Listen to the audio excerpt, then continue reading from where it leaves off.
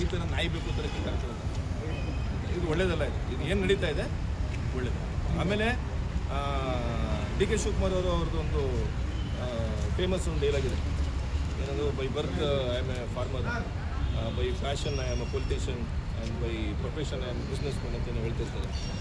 ನಮಗೆ by birth ರೈತ ಇದ್ದಾರಲ್ಲ ಆ ಡಿ ಕೆ ಶಿವಕುಮಾರ್ ಬೇಕು. ಬೈ ಪ್ಯಾಷನ್ ಪೊಲಿಟಿಕ್ಸ್ ಮಾಡ್ತಾ ಇದ್ದೀರಾ, ಮಾಡ್ಕೊಳ್ಳಿ, ನಮಗೆ ತೊಂದರೆ ಇಲ್ಲ.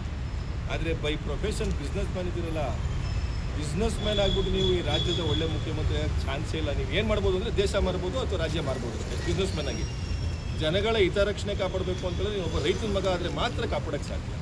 ಆ ಸಂದೇಶವನ್ನು ಕೊಡೋದು ಇಷ್ಟ.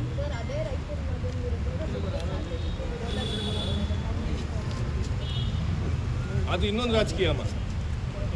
ಯಾವ ಒಂದು ರಾಜ್ಯ ಸರ್ಕಾರ ಮತ್ತು ಯಾವ ಮುಖ್ಯಮಂತ್ರಿಗಳು ಅವತ್ತು ಫಸ್ಟ್ ಟೈಮು ಇದನ್ನು ಅದಕ್ಕೆ ಅನುಮೋದನೆ ಕೊಡ್ತಾರೆ, ಫಸ್ಟ್ ನೋಟಿಫಿಕೇಶನ್ ಮಾಡ್ತಾರೆ. ಇವತ್ತು ಅವ್ರೂ ಅಲ್ಲಿ ಏನೋ ಟೌನ್ಶಿಪ್ ಮಾಡಬಾರ್ದು ಅಂತ ಇವರು ಅಂದರೂ ಕೂಡ ಅವರೊಂದು ರಾಜಕೀಯ ಮಾಡಕ್ಕೆ ಕೊಟ್ಟಿದ್ದಾರೆ. ಇವರು ಅದೇನೇ ಆಗ್ಬಿಡ್ಲಿ ನಾನು ಟೌನ್ಶಿಪ್ ಮಾಡ್ತೀನಿ ಅಂತ ಇವ್ರು ಹೋಗ್ತಾ ಇದ್ದಾರೆ.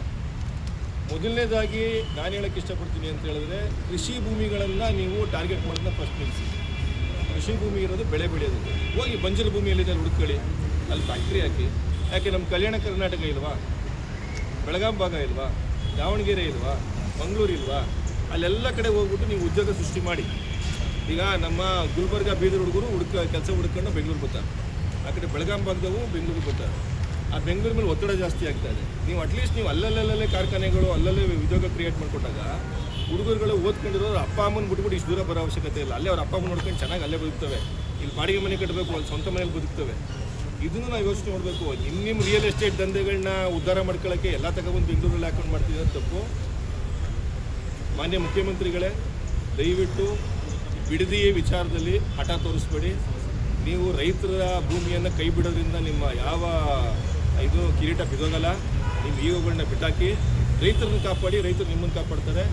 ಈ ರಾಜ್ಯದ ಇತಿಹಾಸ ಏನು ಹೇಳುತ್ತೆ ಅಂತ ಹೇಳಿದ್ರೆ, ಯಾರು ರೈತರನ್ನ ವಿರುದ್ಧ ಮಾಡ್ಕೊಂಡವ್ರು ಅವ್ರಿಗೆ ಬದುಕಿಲ್ಲ, ಅವ್ರಿಗೆ ಭವಿಷ್ಯ ಇಲ್ಲ ಅನ್ನೋದು ಈ ರಾಜ್ಯದ ಇತಿಹಾಸ ಹೇಳುತ್ತೆ. ನಿಮಗೆ ಭವಿಷ್ಯ ಬೇಕೋ ಬೇಡೋ ಅನ್ನೋದು ನಿಮ್ಮ ಬಿಡದಿ ನಿರ್ಧಾರದ ಮೇಲೆ ಡಿಪೆಂಡ್ ಆಗುತ್ತೆ.